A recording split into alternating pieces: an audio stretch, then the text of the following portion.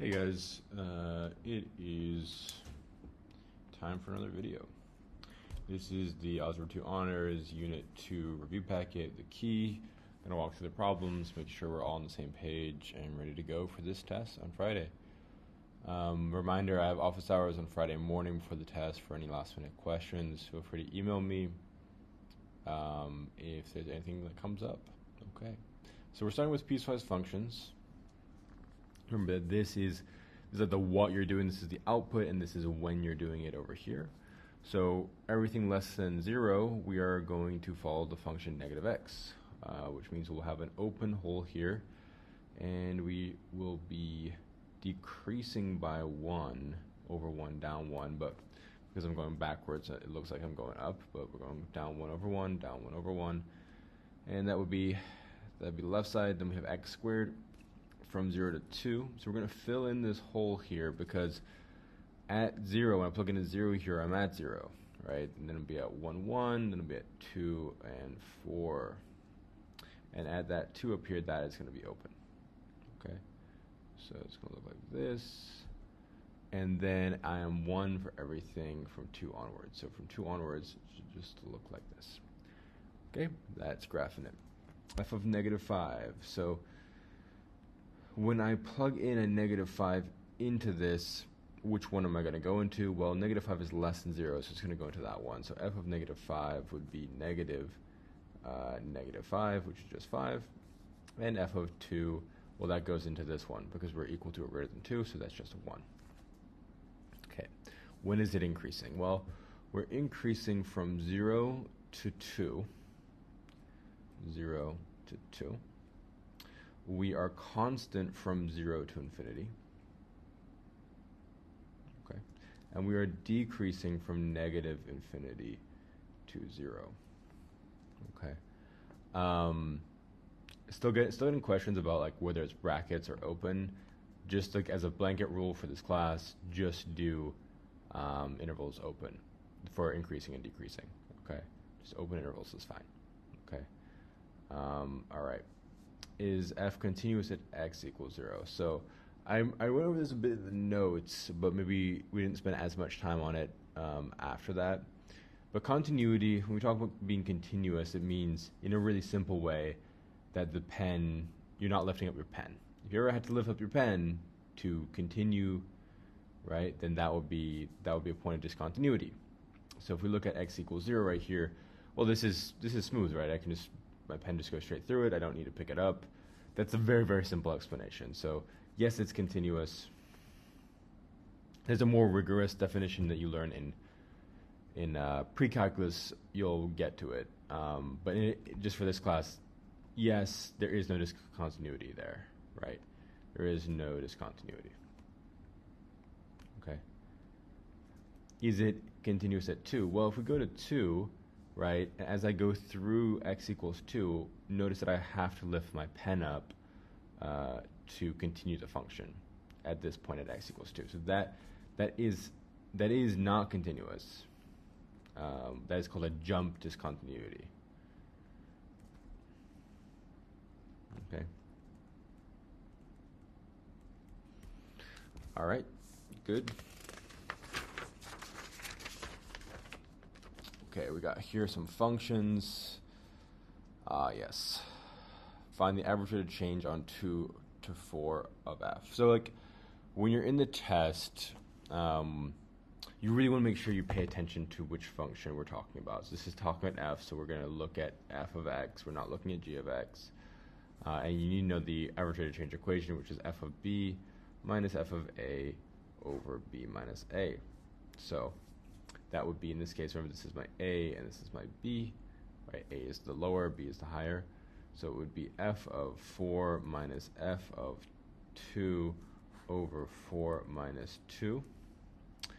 F of 4 is 15.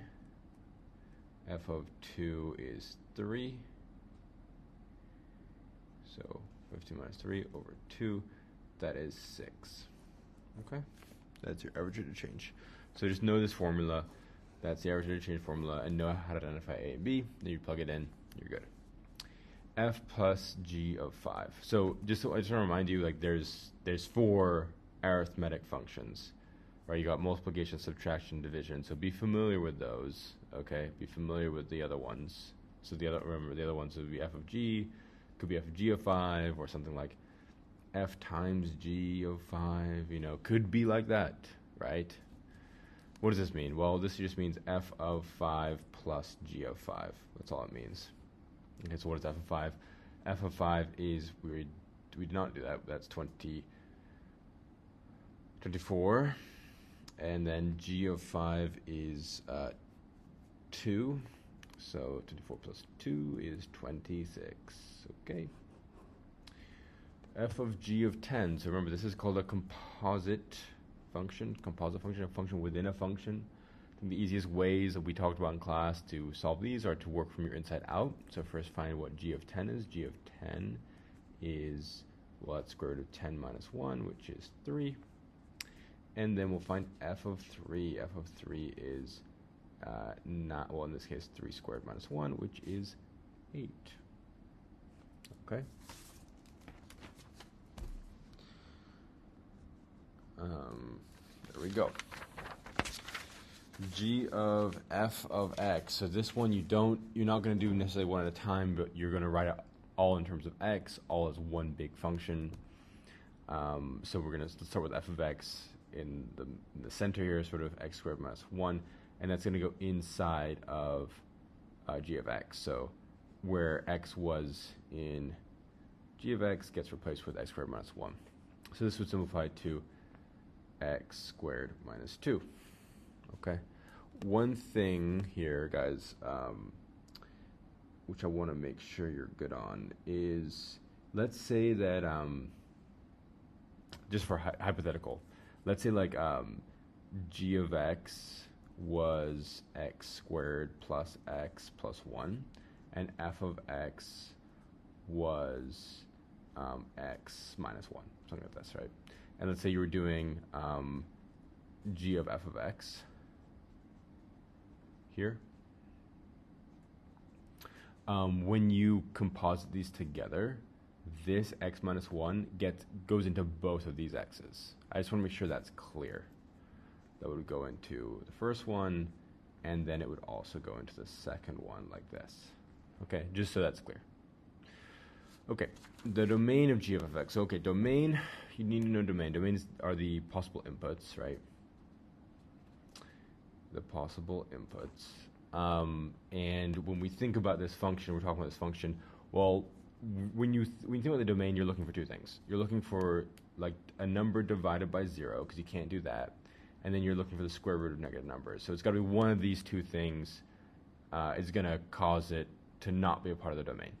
So, well, the divided by 0 does not apply here because we're not dividing. But we do have the potential for negative numbers. And so this is actually a follow-up of what we had last unit. Essentially what we're saying is that x squared minus 2, that has to be greater than or equal to 0, right? So we're going to solve the same way we did last unit. We're going to set that equal to 0, and then you're going to get x equals plus minus root 2. And because of the way that you know this function looks, I mean, this function looks like this, right? You know, x squared minus 2, you know what that looks like. That means that this right here is negative root 2, and this right here is root 2. This is like the sign chart thing, right? This is the same thing as doing this. Root 2, negative root 2, right? And it's negative here, and it's positive here, and it's positive here. This is the same idea. So it cannot be negative, right? We cannot have negative values in here. So the answer is going to be everything from negative infinity to negative root 2, and then from root 2, we're going to include root 2, brackets on that, from root 2 to infinity. Okay, that would be the answer. Okay, continuing on, describe the transformation from its parent function that sketches. So just to be clear here, the parent function is just root x. So the question is, okay, well, what happened to root x to get to here? What did we do? Well, you need to know the transformations. So you need to know, okay, what's horizontal shift, what's vertical shift, what's reflected across x-axis, what's reflected across y-axis, and you need to be able to identify those. In this one, we can see that this minus 3, this is shifting it 3 to the right. So it shifted 3 right, and this negative out front, in front of everything, is reflected over x-axis. Okay? So if we think about the original, well, the original, it's not going to be perfect, guys, but original looks something like 1, 2, 3, 1, 2, 3, 4, 5, 6, 7, 8, 9, 1, 2, 3. Okay. The original looks something like this. Okay, that's the original. The new one, we're going to move over 1, 2, 3, and then it's going to also be reflected. So it's going to look something kind of like this. Okay, not perfect, doesn't have to be perfect, but this would be right here root x, and this would be negative root x minus 3. I'm not looking for perfection, but I'm looking to see that clear shift. I'm looking to see that reflection. Okay? So be familiar with the transformations, you know, dilations, stretching, okay? 4, find the inverse of the function f of x, 6x equals 6x plus 5 over 3x minus 1, then verify. Okay, the very important question with 2 distinct parts. We're going to start with just finding the inverse, and just to remember, the steps are change f of x to y, so it's going to be our first thing, y equals 6x plus 5 over 3x minus 1. Step 2 is to switch them. So we have x equals 6y plus 5 over 3y minus 1. Then we want to solve for y. To solve for y here, bit of a weird problem, and it has to, in a way, this one gets more complicated before you solve it. This was in your Delta though, so hopefully you had a chance to practice this. You're going to multiply by 3y minus 1 by both sides. So we're going to get x 3y minus 1 equals 6y plus 5. Okay? Then we're actually going to distribute that x into it. 3xy minus x equals 6y plus 5. Then we're going to get any term with a y in it on one side. So we're going to move this x over here and move the 6y over. 3xy minus 6y equals x plus 5. We're then going to factor out the y. 3x minus 6 equals x plus 5. And then we're done. We're just going to divide by 3x minus 6 both sides. And that's our answer. This here is the inverse function of f of x. Okay? Follow me? So that was change f of x to y, switch x and y, solve for y. And the way that you solve rational equations for y is a little bit different than maybe what you're used to, but it's in the delta if you want to practice that more. Then we have the step 2, the verify. Right, verify. This is a little bit of a long verification, but I don't want to hold back in this class at all. You know, you're capable of doing it. Okay? So verification, I need more space. So to verify, just to recall, it's going to be f of the inverse of x would equal x, or the inverse of f of x equals x. And you don't have to do both of these. You just have to choose one. So let's just like make it clear so we don't make any mistakes. F of x equals 6x plus 5 over 3x minus 1. And the inverse equals x plus 5 over 3x minus 6. Okay. So you can choose either one. You can do this one, you can do this one. It doesn't matter. Let's do f of the inverse. Okay, so we're going to have 6 times something plus 5 over 3 times something minus 1. And what's that something going to be? Well, the something is x plus 5 over 3x minus 6. So it's going to be x plus 5 over 3x minus 6 here, x plus 5 over 3x minus 6 here. Let's simplify.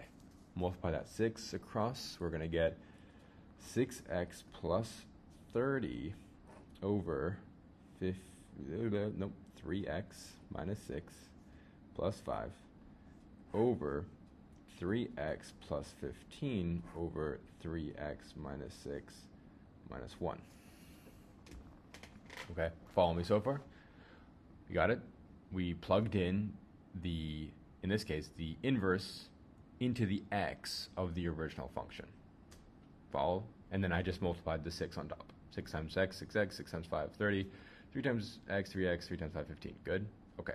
So what's next? Well, see this 5 and the negative 1? I need to combine these two together. So to do that, we're going to rewrite that 5 like with this denominator. So to do that, I'm going to show you what I'm doing. I'm going to do this down below here, but I'm just going to show you what I'm actually doing. You agree with me that 3x minus 6 over 3x minus 6 equals 1, correct? Right, this equals 1, right? So therefore, 15x minus 30 over 3x minus 6 equals 5. Do you follow me on that? I just multiplied the top by 5. That's what we're doing here. So I'm going to do 6x plus 30 over 3x minus 6 plus 15x minus 30 over 3x minus 6. Same thing on the bottom. 3x plus 15 over 3x minus 6 minus 3x minus 6 over 3x minus 6. Okay, now let's simplify. 6 and 15 is 21x on top over 3x minus 6 over 3 minus 3 is gone. 15 minus negative 6 is 21. 21 over 3x minus 6 on bottom. This is the same as 21x over 3x minus 6 times 3x minus 6 over 21. What's left? These cancel, these cancel, these cancel, these cancel. So all that's left is just x, and we're done. Okay, so this is a tough problem. It's probably one of the tougher problems on the practice test. Take your time with it, guys. Rewatch this if you need help with that. All right.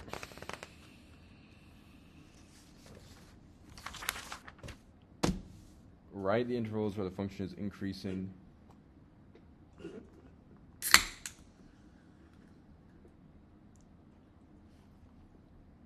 Gotta hydrate, guys. Gotta hydrate.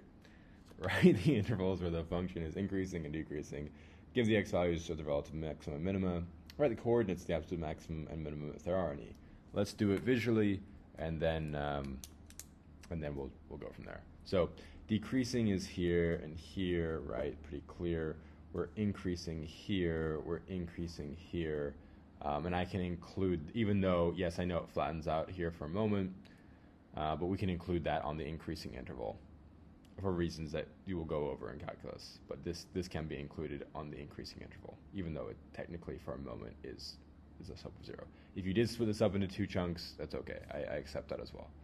So where are we increasing? Well, we're increasing from -5 to -3, and from 1 to 9. Okay, we're decreasing from -9 to -5, and from -3 to 1. Okay, the relative max. So there's only one relative max, and it's right here. It's happening at x equals -3. There's 2 relative mins, one at x equals -5 and one at x equals 1. Make sure to write x equals, guys, please. Okay. The absolute max, there is none, right? Because these are both open up here, you might think, oh, the absolute maximum is 4. No, it's not 4. Because we don't actually touch 4, this is just 3.9999, and because we cannot identify that number, we write NA. Okay. Absolute minimum, very, very bottom here, over here at -6, so the coordinate would be 1, -6. Yes, this is a relative minimum and an absolute minimum. It can be both. It can be both. The domain would be everything from -9 to 9, and the range would be everything from -6 to, -6 would be closed. -6 to 4 would be open. Okay? We're getting there. Number 6, we have a parent function, x to the third, below. Write a new function, g of x, that first translates f of x up 3, then just shifts. Shifts f of x to the right, then reflects the whole thing over the x-axis. So one at a time, I'm just going to do it one step at a time. G of x equals, we're going to move it up 3, f of x plus 3.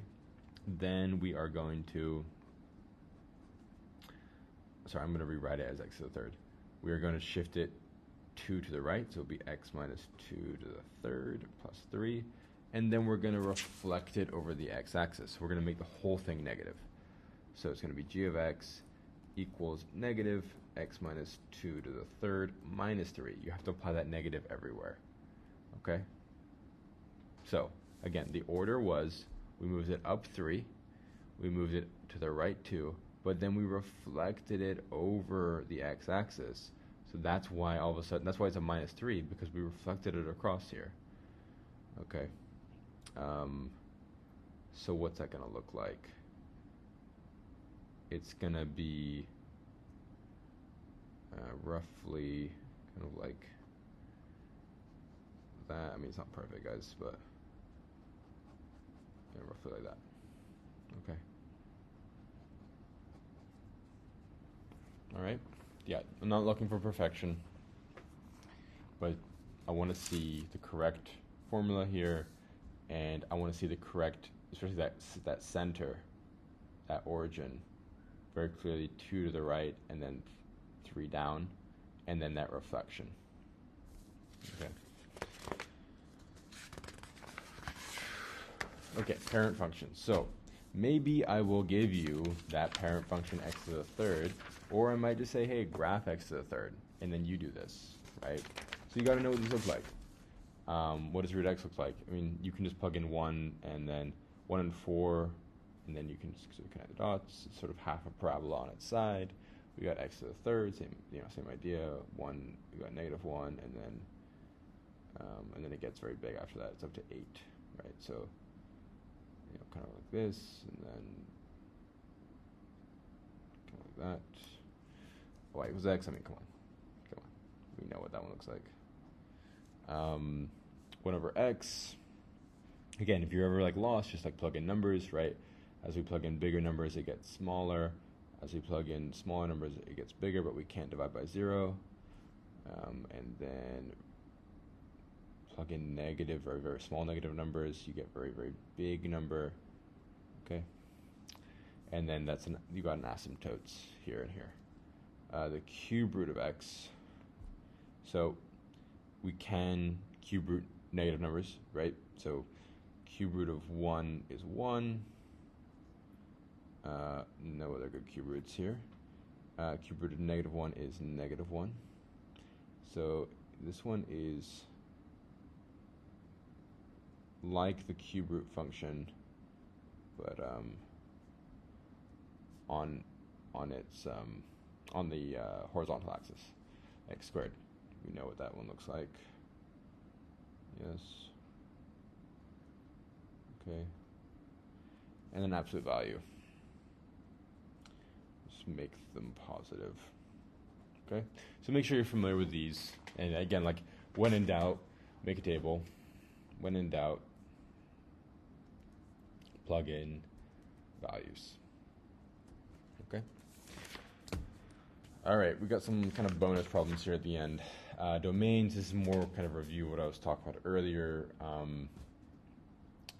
When you find the domain, you're looking for the potential to divide by 0. You cannot divide by 0, so in this case, there's no square roots of negative numbers here, but you could divide by 0. So you set the denominator equal to 0. You factor it. And so x cannot equal negative 7, and x cannot equal 6. Because if x was 6, the denominator would be 0. If x was negative 7, the denominator would be 0. It wouldn't work. So you can say x is all real numbers, but x cannot equal negative 7, and x cannot equal 6, right? That would be the example there. For this one, the same idea, You cannot have negative square root or square root of negative numbers, so we're going to make sure that this is greater than or equal to 0. And so 7x is greater than or equal to 7. And that's it. We're done. That is the domain. It's that easy for that one. Okay. Determine if they're even or odd. Oh, and I'll give you like a polynomial example of this as well. So when you're determining even and odd, you're looking, even has that y-axis symmetry, and then odd has the origin symmetry. So if it's graphical, you can use the argument. These are the arguments you could use. This has y-axis symmetry, so this is even, right? Even because it has the y-axis symmetry, that would be your reasoning, right?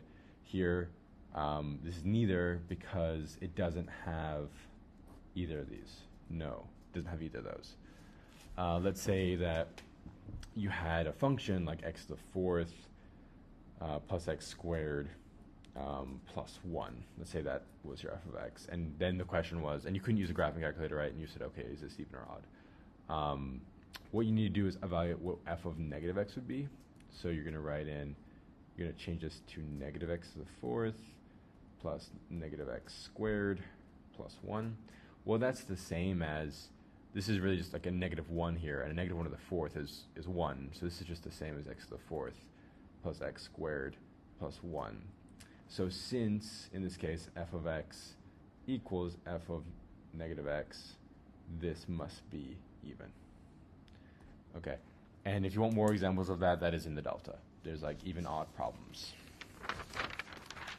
Last one. I mean, if you're watching this on the video, I wouldn't really stress too much about knowing the discontinuity types. This is not as essential, but I will go over these. This is a jump discontinuity because the function, see how it literally jumps. Like, I mean, it's going sort of increasing over here, and then we move down here and then start moving in a different direction. This right here is a removable. It's like you took a point and removed it. It's removable. This one right here is an asymptote. This is asymptotic. And then we have another removable right here. Okay. But like, you shouldn't stress about this one. Okay. X equals negative 3. And x equals 5. And then asymptotic, x equals 1. Okay. So that's the video. One more sort of hint to you if you were maybe looking at a potential extra credit problem. I'll kind of hint to you the idea, if you have a function and you are putting in letters into that function. That is my hint to you. Okay, so that's a hint for what could appear on the extra credit. Just be ready for something like that. But, focus on everything else first. And I will see you in office hours on Friday. All right, guys.